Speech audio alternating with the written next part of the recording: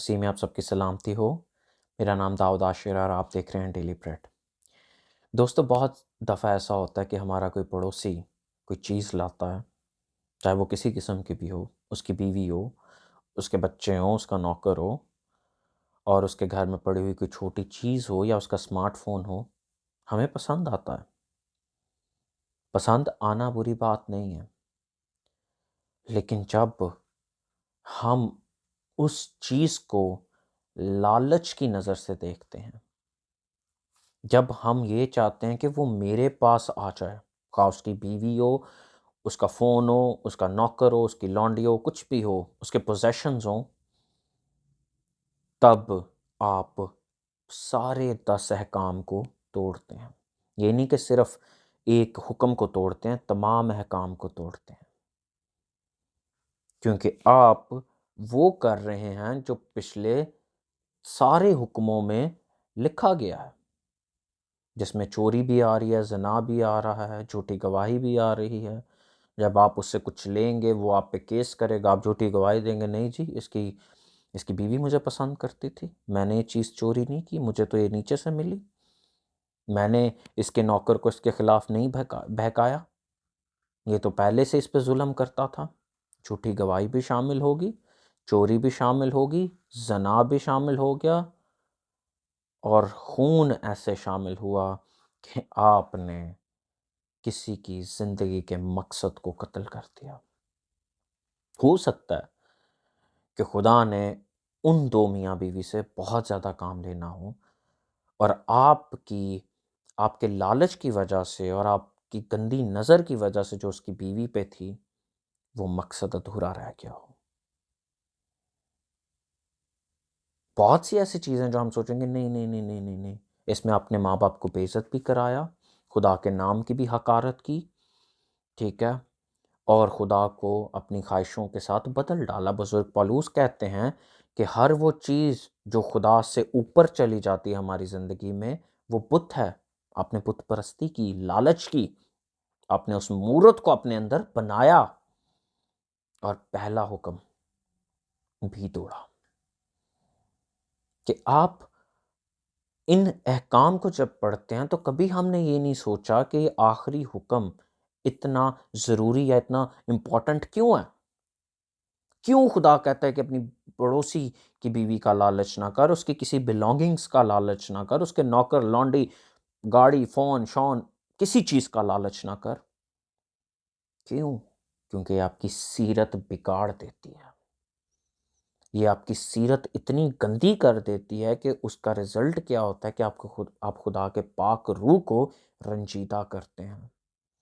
और जब वो रंजीदा होता है तो आप गुनाह की उस गहराई में घुस जाते हैं जहाँ से आपको तौबा के लिए नया बनाना नामुमकिन है,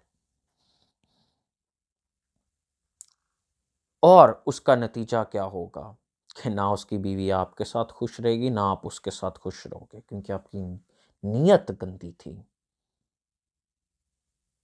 आपके पास वो चीज़ ज़्यादा टिकी नहीं रहेगी, क्योंकि खुदा इंसाफ करने वाला है। बाइबल मुकद्दस कहती है कि खुदा गुनाहगार को या मुजरिम को हरगिज़ बेसज़ा ना छोड़ेगा, वो उसे ऐसे बर्री नहीं करेगा, वो उसे सज़ा देगा। हमारी ज़िंदगियों में जब कोई ऐसे काम होते हैं तो हम अक्सर सोचते हैं, मैंने तो किसी का बुरा नहीं सोचा, मैंने तो किसी के साथ ये नहीं किया, मैंने तो किसी के साथ ये नहीं किया। यार, आप लोग करने से बहुत पहले जो सोचते हो, वो आप कर चुके। अगर कोई बंदा मेरे पास हेल्प लेने के लिए आया, सॉरी, और मैं कहता हूँ मैं तुझे बताऊँगा, मैं अपनी बीवी से डिस्कस करता हूँ, अपने माँ-बाप से डिस्कस करता हूँ कि यार इसने मेरी हेल्प नहीं की थी, मुझे करनी चाहिए कि नहीं करनी चाहिए? मैं वहाँ पे खुदा के कलाम की नफ़ी कर रहा हूँ, क्योंकि बाइबल कहती है कि तेरा दुश्मन अगर रोटी माँगे तो उसे खाना खिला, और अगर पानी माँगे तो उसे पानी दे। मैंने क्या सोचा, इसने मेरे साथ ये किया था, मैंने उसे माफ़ नहीं किया। मैंने उसकी बुरी चीज़ को याद रखा और बदले की नीयत से ये पूछा कि इसने मेरी हेल्प नहीं की थी तो मुझे करनी चाहिए। मेरे अंदर एक बदले की सोच चल रही है, और जब वो सोच चली, मैंने वो किया। हो ही नहीं सकता कि कोई मुझसे हेल्प मांगे और मैं कहूँ रुक रुक मैं देखता हूँ, यहीं पे रुक। देखना भी क्या होता है? अगर आपके पास नहीं, मुंह पे कह दो यार मेरे पास नहीं है अभी, मैं तेरी हेल्प नहीं कर सकता, अगर है तो आपको मैं भी ला के देता हूँ। आप क्यों किसी के लिए इतना सोचते हो? क्योंकि आपके अंदर एक पतले की आग है। और कई कई दफ़े ऐसे होता है यार ये मुझे दे दे, ये मुझे दे दे। कुछ लोग ऐसे करते हैं मुझे दे दे, मुझे दे दे। होता है दोस्तों में। एक होते हैं कुछ ऐसे दोस्त जिनकी नीयत ही ऐसी होती है, किसी से ये ले लिया, किसी से वो ले लिया, क्योंकि वो उनकी चीज़ों पे नज़र रखते हैं। कई दफ़ा होता है किसी दोस्त को किसी चीज़ कोई चीज़ पसंद आ जाती है, यार ये मुझे दे दे, तू नहीं ले ली, कोई बात नहीं। लेकिन अगर एक दोस्त हर बार ये करता है, उसकी चीज़ पहन के, अक्सर औकात हम मजाक में करते हैं दोस्तों के साथ, किसी की ऐनक पहन के चल यार नहीं ले ली, लेकिन कई रियल में ये करते हैं। और कई तो ऐसे होते हैं जो कहते हैं ये मुझे एक दिन के लिए दे चीज़, और वो ता क़यामत कभी नहीं आती। हमारी ज़िंदगियाँ ऐसी हैं। हम अपने पड़ोसियों के साथ जैसा रवैया रखते हैं, पहले दौर में अक्सर औकात ये होता था, जब मैं छोटा था तब भी ये होता था कि पड़ोसी के घर में कोई चीज़ पकनी तो वो थोड़ा अपने पड़ोसी को भेजते थे कि चखो। और अब कोई हमारे घर आ जाए तो हम पता है क्या कहते हैं? आ गई है मुसीबत, इन्ना आज ही आना सी, इनको आज का दिन ही मिला था। और जब हम इब्रानियों का ख़त पढ़ते हैं तो बाइबल कहती है कि किसी ने अनजाने में फरिश्तों की मेहमानदारी की। आप देखें कैसे हैं आप? आप अपने पड़ोसी के बारे में क्या सोचते हैं? आप अपने करीबी पड़ोसी जो आपका जीवन साथी है, आपका हस्बैंड, आपकी वाइफ, आप उसके बारे में क्या सोचते हैं? सबसे पहला पड़ोसी आपका वो है। मी आप उसके साथ फ्रॉड करते हैं, वो आपके साथ फ्रॉड करती है, बातें छुपाते हैं। दूसरे पड़ोसी तो बहुत दूर हैं, सबसे पहला पड़ोसी आपका जीवन साथी है।